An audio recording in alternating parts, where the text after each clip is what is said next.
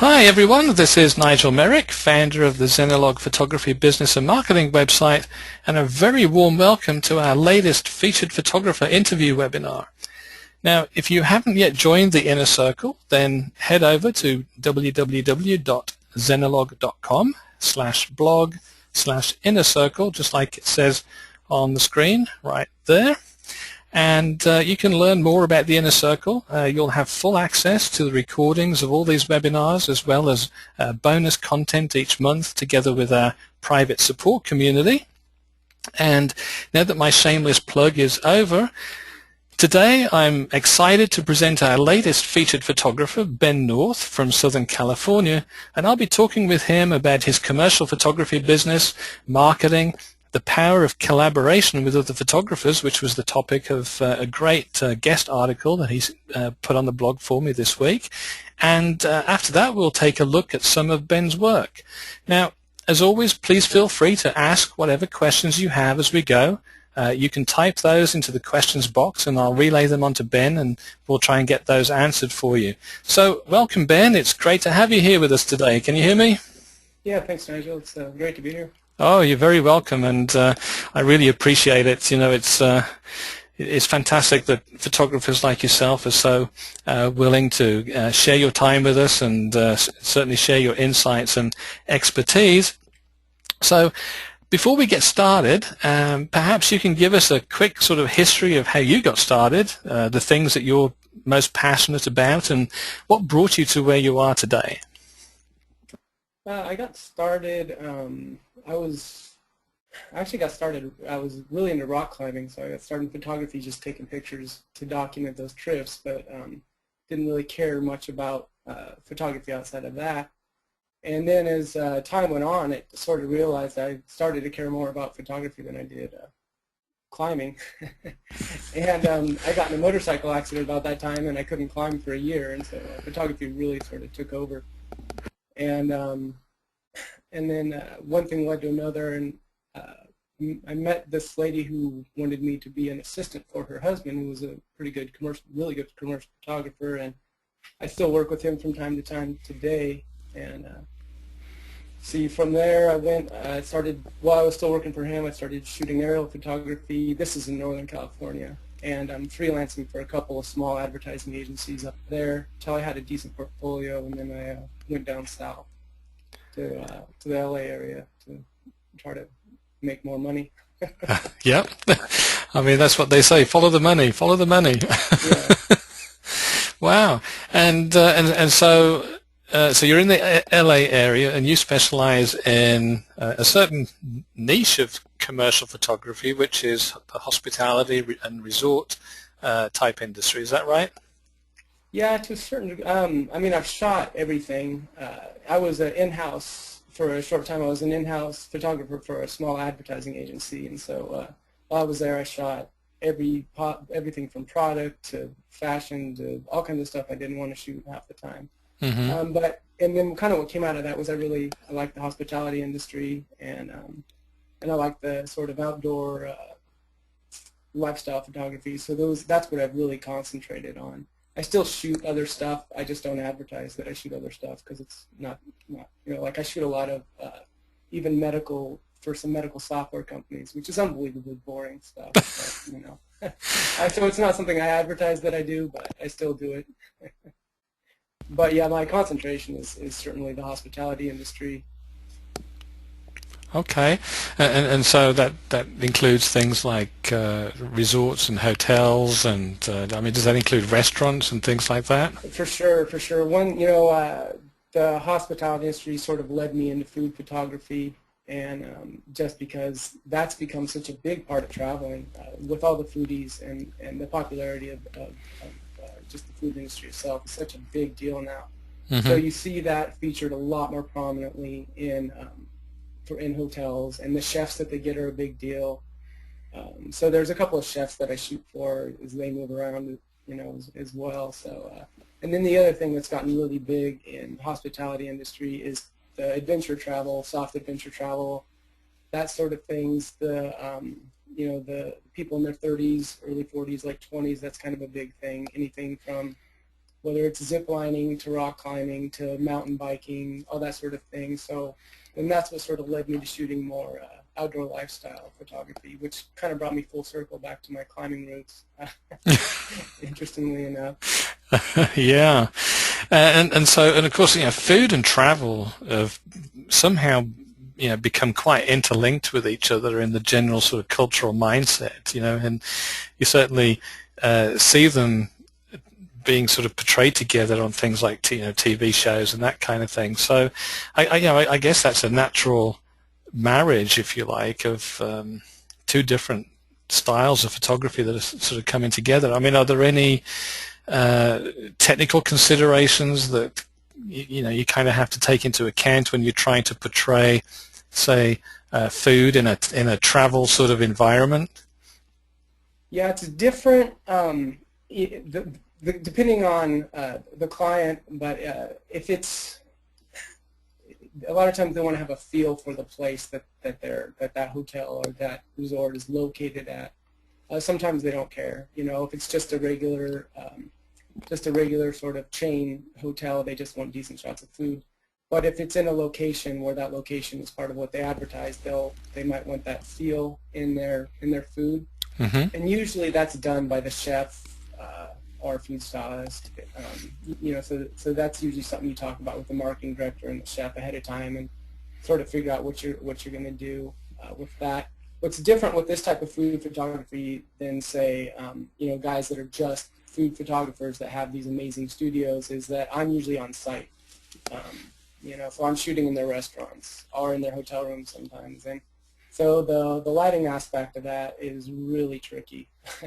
Right. Because so just sort of figuring out how to light those things in all these different places, and sometimes different times of day. I don't always get to pick the time of day that I have to shoot.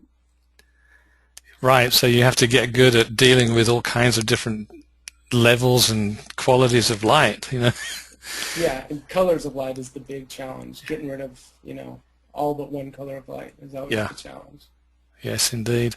And so, I guess sort of one sort of top-level question that I had would be, how would you describe your basic philosophy and approach to the business of photography? It's probably a little different now than it was before the financial crash. I was trying to get, before the crash, I was trying to get really specialized and just wanting to shoot, one thing, and sort of aggravated with the fact that I was shooting so many different things.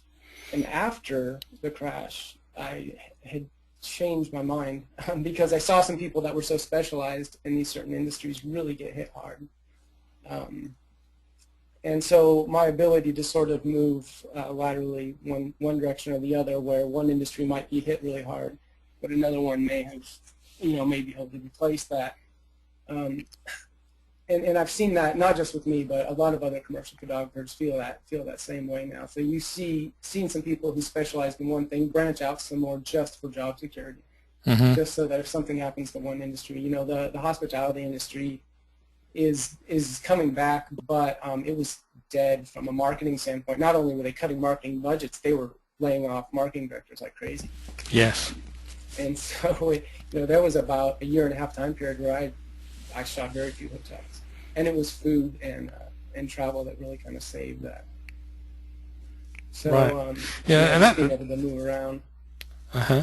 That was actually going to be one of my next questions. Was how did that recession that we've just been through affect the way that you market and sell your work? And so what you're saying in answer to that is that you had to diversify a little bit more in your portfolio of markets that you would serve as a means to get through that.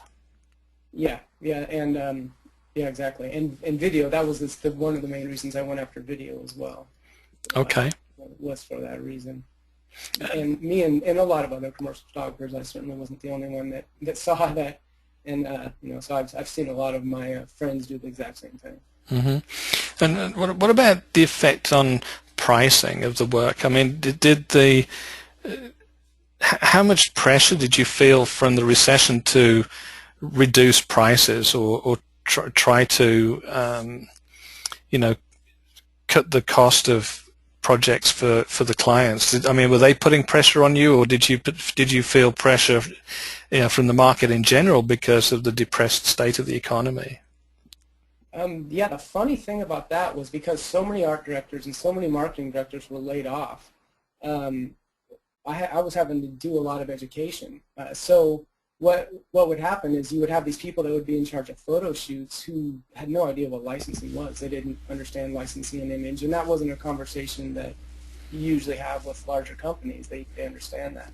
Mm-hmm. And so, yeah, in some cases I definitely had to, I never cut my day rate, but it's from a licensing standpoint, that, the licensing fees definitely went down. And then I was just having a conversation with companies I didn't normally have to have that conversation with about what licensing was, because there was even social media people, social media directors were sort of taking the place for a little while of marketing directors or art directors, and here were people that had never run any sort of a photo shoot in their life, and they're trying to figure out, they get stuck with this because the person that's normally doing it isn't there anymore. Right. So it was kind of a funny situation. Yeah. You're having these conversations you weren't used to having.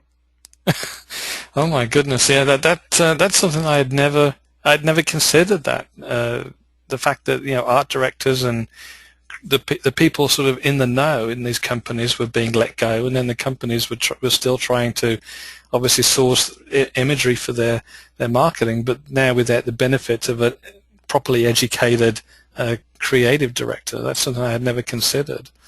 Very interesting. And the education where they realized why they couldn't just go get all their images off iStock. There was that learning period for all those people. So, so it was slow and kind of rough for a while. Right. While we were waiting for that transition. And actually, somebody just typed in the questions. This is from Greg. So thank you, Greg. He said, do you use software such as PhotoQuote to price your usage rights? If so, do you typically keep to recommended usages, or do you customize depending on clients' requirements and budgets? I absolutely customize by client. And you have to.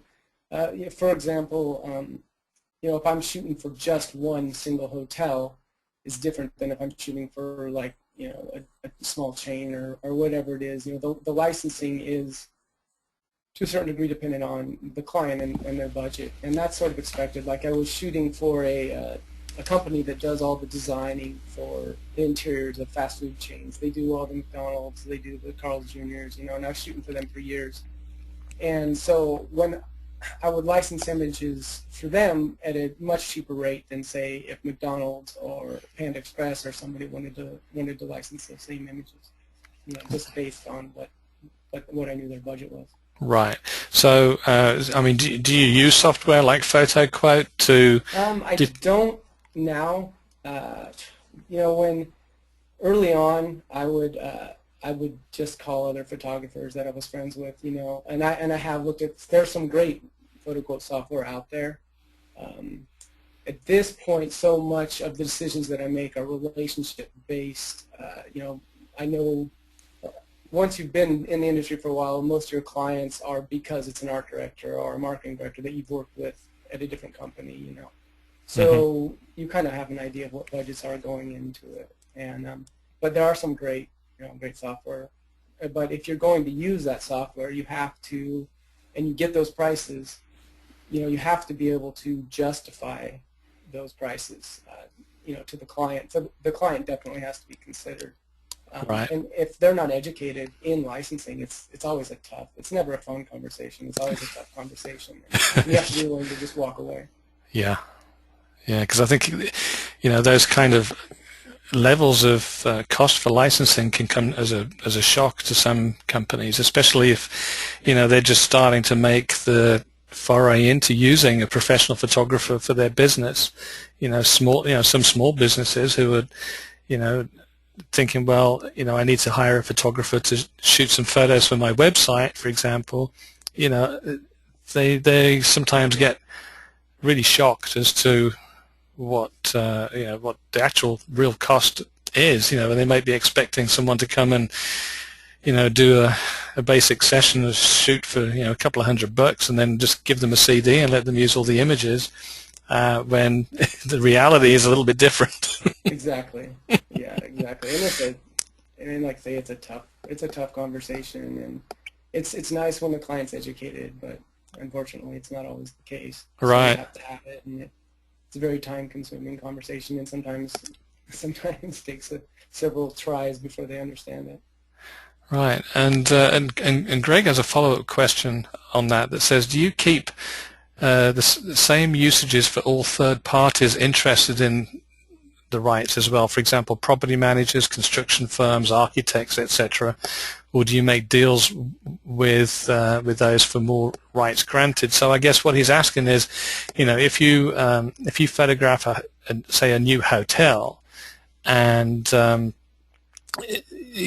the hotel chain or for the hotel owner, but then also the architect who designed the hotel wants to license the images, do you have the same usage rights, or do you negotiate different usage rights with the different parties?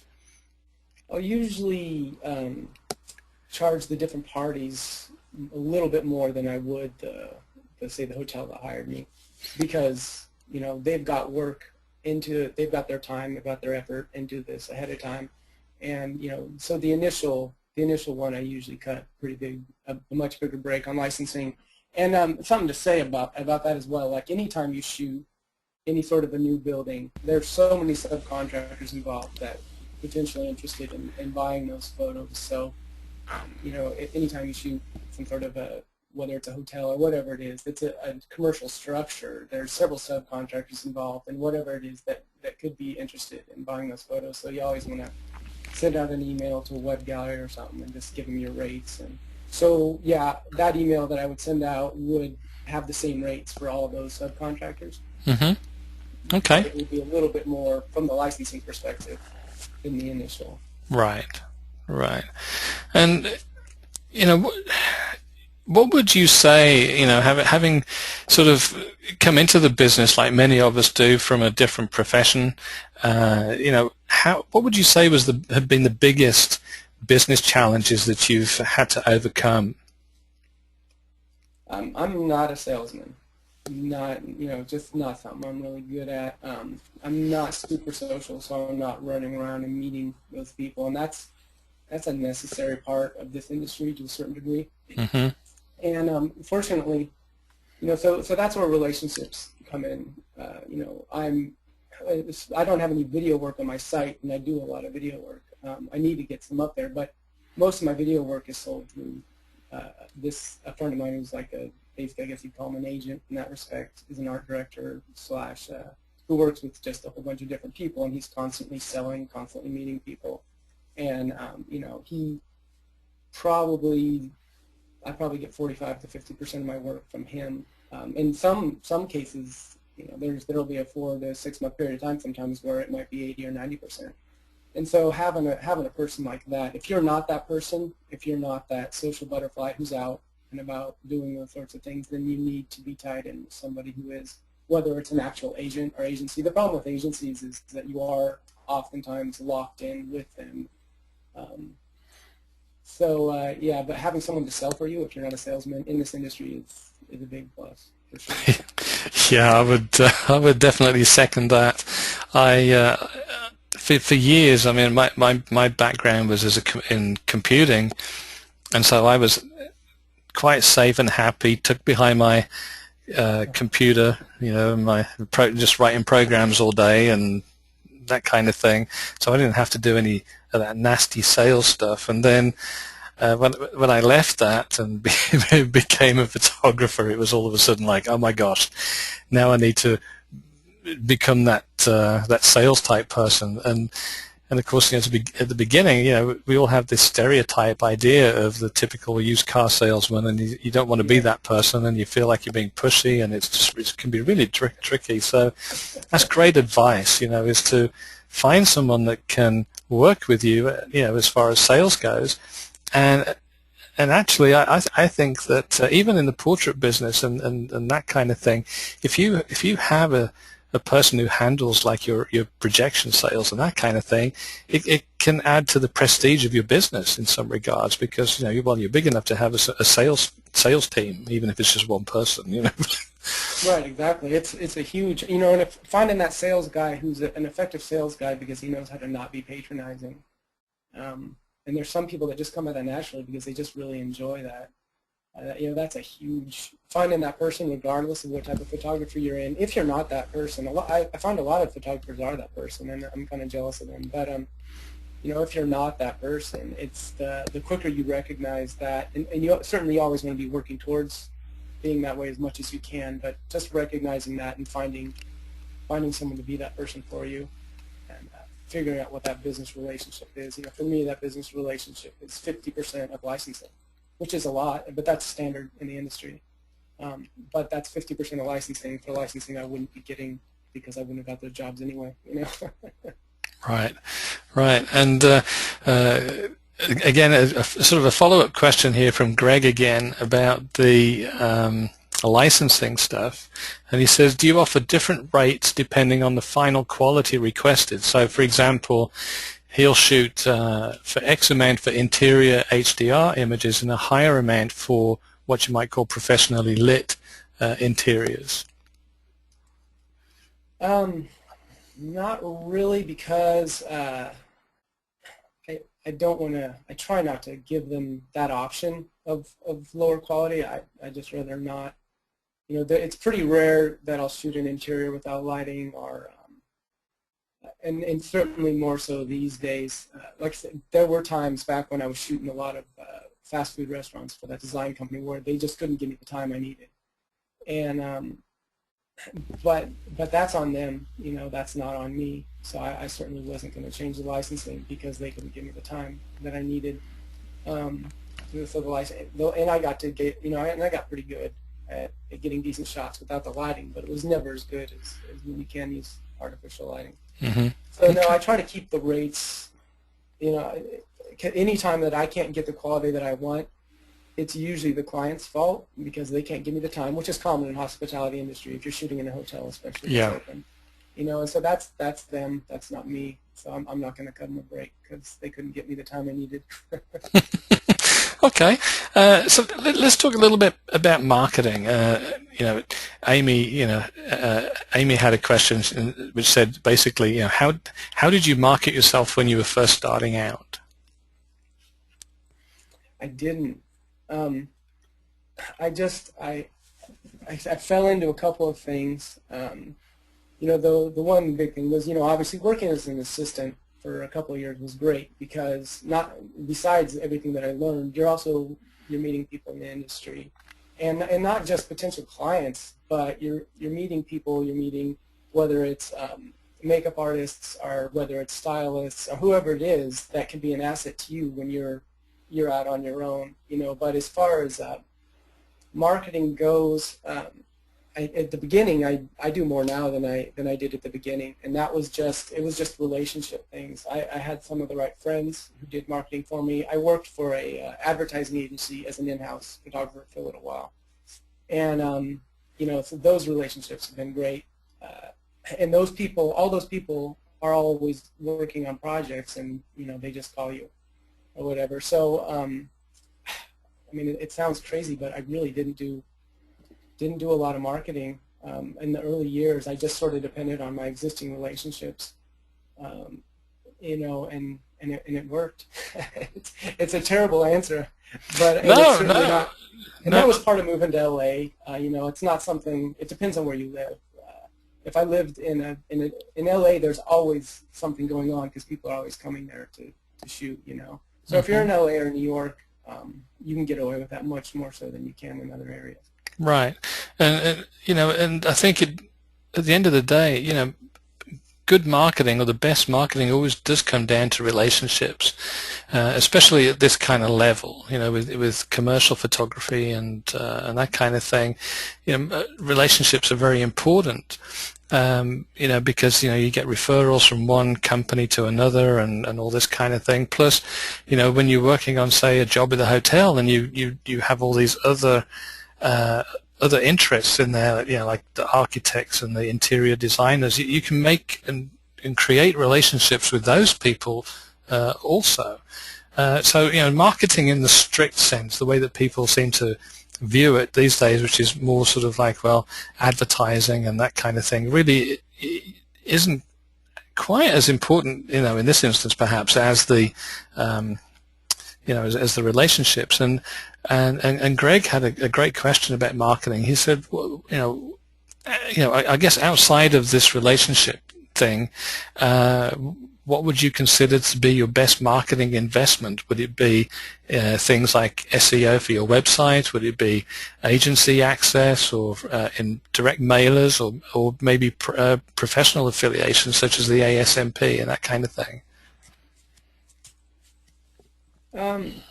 Yeah, that's a question I'm kind of trying to.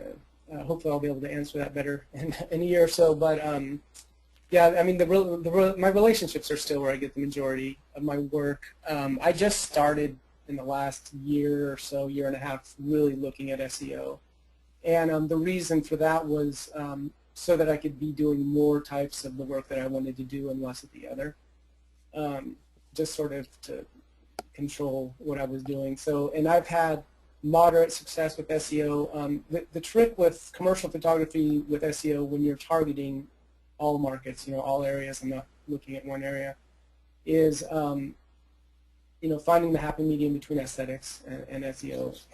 I haven't really put a lot of, say, text on my homepage because I don't like the way it looks, and to me that's a little more important, even if I take a hit in SEO, just because the type of people that are looking at my site are, marketing directors or art directors or whoever. So I have just kind of started the SEO thing, and I'm doing well with the keywords I wanted to do well in. And I might get calls from that or emails from that, but they may not necessarily be a big enough client to pay my rates or whatever. So that's kind of the problem with SEO, I guess, is targeting the clients who have that kind of money. But yeah, for commercial photography, for marketing, you can't really beat agency access, groups like Agency Access, who I haven't been doing a lot with lately. But if you really wanted to just work with someone like that for 6 months and just see what the fee, it's worth whatever $1,300 or $1,500 you end up paying for a campaign, because they've got the ears of everybody you want to talk to.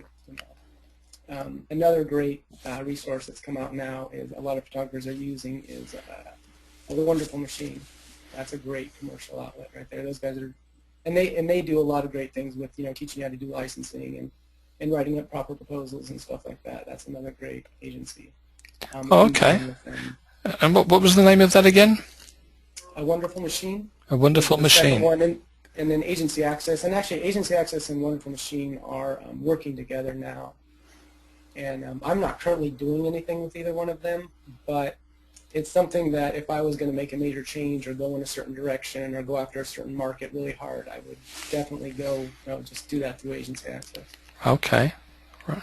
Fantastic. Now, the guest article that you wrote for the Zenilog blog this last week, which I really enjoyed reading and putting on there, was all about how you used the idea of collaborating with other photographers and cinematographers as a means to kind of giving yourself a lift up, and I guess that feeds into this idea of building relationships. But can you talk a little bit more about this idea of collaboration and how it can actually give you a competitive advantage? Yeah, there's a lot of things that I suck at. So and there's people in the industry that are good at those things, so the trick is to fill, and that's true of everybody, so the trick is to fill those holes with people that are good at it, and at the same time make it be people that you enjoy working with. And so like say video, I would use that as an example. In 2008 I didn't know anything about video, and I realized the industry was going that way, and as a result of the economic downturn, I kind of wanted to branch out. So I had a lot of good friends that I'd worked with who were, video guys down there in LA, and so I just kind of jumped in with them. And these are guys that the agency I had been with before had used on projects, so I just kind of jumped in with them, and I went on a shoot with them up to Canada and worked as a assistant cameraman, which basically means you pull focus. So you're focusing the camera. That's what I did for a week, and which was really different for me. You know, normally, to a certain degree, you're the one that's saying, you know, this is, you're sort of calling the shots on a shoot, you know. Mm-hmm. And well, really the line director does, but photographers pretend they do. But on this shoot, I was just focusing the camera. That's all I did, you know. And you measure out the distance with tape, and it was kind of fun. And I learned a lot, you know. I learned a lot about working on a film crew, and the terminology alone, you know, just learning the terminology was great. And now those guys I still work with on a regular basis on film shoots, I've hired them. I've hired the director of photography on that shoot for my still shoots as well, and the larger still shoots. And so I've learned a lot more about lighting, just lighting different ways. I'd primarily been using strobes before that, so you know, I learned a lot more about using HMI lights and just. So it just filled a whole bunch of gaps in my knowledge, you know, my lack of knowledge, things I didn't know. And then, you know, the same with those guys. You know, I've used them on still shoots before, so they've learned about using strobes and the still side of things as well. So it's kind of been a mutually beneficial arrangement for sure. Yeah, and one of the things that you mentioned in the article was to essentially leave your ego at the door when it comes to collaborating with other people. Yeah, you know, if your goal is to learn more, you may not have the sexiest job or the coolest job, but it doesn't matter if you're in a new situation when you're not used to being in, and there's something going on that you need to know about. It helps considerably, and it works even with other still photographers. There's still photographers that I shoot with. You know, image banking right now is kind of I wrote about that a little in the article, but multi-photographer image banking is a way you can kind of save clients money and get a lot of photos done in a short period of time if the photographers are sharing, say, you know, makeup artists, and they're sharing stylists, and they're sharing whatever. Mm-hmm. And you can you know, we did I've done several shoots like that with a friend of mine, Baron Anderson, and we can get done in 3 days would, you know, take the other one of us, you know, well over a week to do, and that's sharing the crew. So and he's better at, you know, there's certain things, he's much better at working with models than I am, and I'm much better at shooting food and lighting food than he is. You know, he used to be a model, so he's really good at it. So and he's also really good at doing anything sexy, which I'm not. I don't do sexy. It's not my thing, you know. So whenever that comes up with a client or whatever, I just, you know, give him a call. But so to a certain degree, sacrificing ego is just being honest about what you're not good at, you know. And it may just be that you're not interested in being good at that as well, but you still want to keep the client happy. Yeah. Yeah, and I was just chuckling to myself because Greg typed in a thing into the questions box here that just kind of made me laugh. It says, I have zero ego and would be more than happy to collaborate with Mr. North for free if he ever needs a hand in the Dallas market. So there you go. So if you're ever in Dallas and you need someone to help you out, you've got a couple of willing helping hands there. All ready to go. That's great. Actually, Texas is an area that I've only shot in a few times, and it's growing from an advertising agency perspective. A lot of the stuff from Chicago has moved down to Dallas for tax reasons. So Texas is a big advertising mecca. That Dallas is growing quickly. It's put itself on the map big time in the last 5 years. So he's in the right place. He's in the right place for it, and it's actually an area that I need to pay a little more attention to. Yeah, well, I think the PPA's Imaging USA, I think, is in Dallas. I think sometime. Cool. Well, something's happening in Dallas. Whether it's that one in 2014, I'm not sure. But anyway, talking about some of the technical challenges. I mean, you photograph in a lot of different places, a lot of different environments, and with all kinds of different technical challenges that I guess go with that. And actually, again, Greg here, who had a great question about carrying equipment around. He said, he's beginning to have a problem with TSA at airports carrying on his lighting batteries. And have you come across this issue? And if so, how do you typically handle shipping equipment? For example, he's considered using FedEx to ship his gear to the hotel where he's going to be staying and doing the work. Yeah, and a lot of photographers do that. It depends on the job. Usually I need so much, I just rent. Even if I have to drive a ways to a larger city, I'll just rent and just have it all done ahead of time. Some rental places will ship themselves, so I prefer to do that sort of thing and charge the client for it, rather than I don't really like traveling, flying with gear, so I drive a lot. If it's something I'm going to need a lot of gear and I can't rent, then I'm driving regardless of where it is. Right. And it's not fun, but it's just gotten to be ridiculous flying. It's just crazy. The last time I had a shoot 2 years ago in Boston, and I went by myself without an assistant, which was dumb. And I ended up taking, at the very last minute, they wanted more stuff, so I ended up taking more gear. And I brought a battery pack, a large Speedotron pack, which weighs, I don't know how much, they're big. And a 3-light kit, and once then all my camera stuff as well, and it was the most miserable trip. Just trying to carry all that stuff around was just ridiculous. Yeah. And it was Boston. It wouldn't have been hard. That was the last time that I did that. And it's not hard to call a place in Boston, and they'll drop the equipment off at wherever you're shooting at and come pick it up, Right. Yeah, it saves all that. I use rental agencies as much as possible. Now, looking through some of the photographs on your website, and we're going to be seeing some of your images very shortly. I've noticed some on there that are taken in all kinds of places and situations. There's one that looks like you were hanging by a thread from the top of the Golden Gate Bridge, for example, and others on boats and all kinds of things. I mean, how do you prepare for the technical challenges and the sort of logistical challenges, if you like, of the locations where you're going to be working? Do you have any? I guess it's a good thing that you're not scared of heights. I mean, you already have a rock climbing history, so I guess being scared of heights and rock climbing don't really go together very well anyway. But I mean, how do you deal with some of these challenges that you come across? There's a military term called "embrace the suck." To a certain degree, you just have to take. I was on a shoot last year where I was in I was on the Klamath River for 3 days, and we were in a 25-mile section of it for a while where there's really not any roads coming in. We were in this boat just pouring down rain on us for one day in particular, just miserable.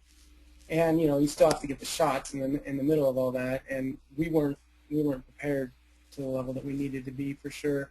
So to a certain degree, when you're in far off places like that shooting, you just sort of have to embrace the idea that it's going to be uncomfortable for a while. And from a technical standpoint, figure out as much as you can ahead of time, but also knowing that you're just going to have to wing it sometimes. Mm-hmm. And hopefully, depending on who the client is, they understand, in some of those cases, Photoshop, I end up building a photograph occasionally rather than taking a photograph, mm-hmm. just because I can't bring all the equipment in I need to bring in. Right. And of course, Golden Gate Bridge. Sorry, go ahead. No, go ahead. I'm sorry. I'll talk a little more about the Golden Gate shot, I think, later on when we're going through the photos. Okay. But what about things like you mentioned a zip line as being one? Now, to me, unless you're hanging stationary from a zip line, you're moving at high speed more than likely. I mean, how do you deal with that kind of thing if you're trying to create a particular type of photograph, or is it a case of, well, I have to go back and go down again? Yeah, that was a weird one. We'd done a shoot for the company, and there was something in particular they wanted. They wanted a shot in a certain place. They were very particular. They even about the body language of the person being shot and where it needed to be shot from. So what I had to do to make it work was I bought some climbing gear, and I got let down the zip line. It was about 400 feet off the ground, and then once I was there, I attached myself to the actual line, and then I threw a rope over the line itself, and I belayed myself to the art director, and so he was on the ground.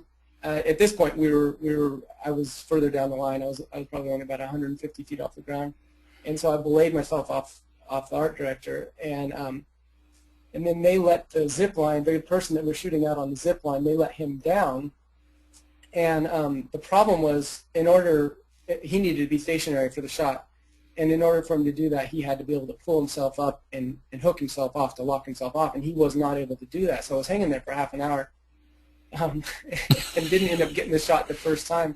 And when they let me down, I'd been hanging for so long that I couldn't walk. In the harness, I had to just sit on the ground. I couldn't stand up because it cut the circulation off, you know.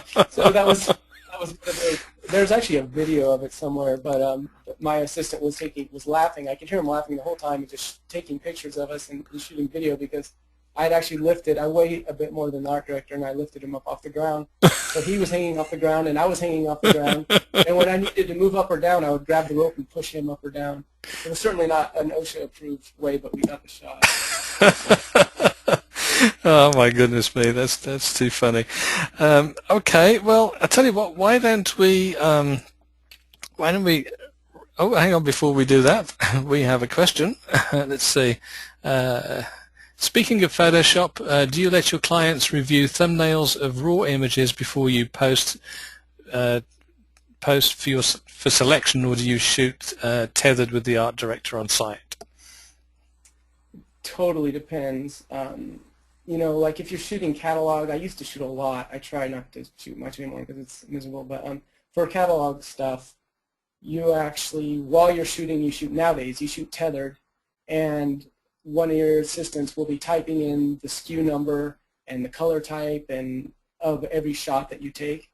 So, you know, when you're shooting catalog or something like that, everything, you're tethered, and the art director's standing there and giving their input. Our food is often the same way. The chef might be standing there and giving his input, or, you know, depending on what you're shooting. Food is almost always shot tethered but other than those two things, catalog or food, no, I normally shoot, everything is shot and post. You know, I do the Photoshop work and then I send it to the client. Because usually the art direction is so thorough ahead of time that I already know what they want. And so in some cases I might be working, if I'm not doing the post work myself, there's been a few cases where I'm working with the person that is, and sitting down with them and the photos and the art director, and, you know, you sit down and figure out what you guys want. So it does depend on the situation. Okay, awesome.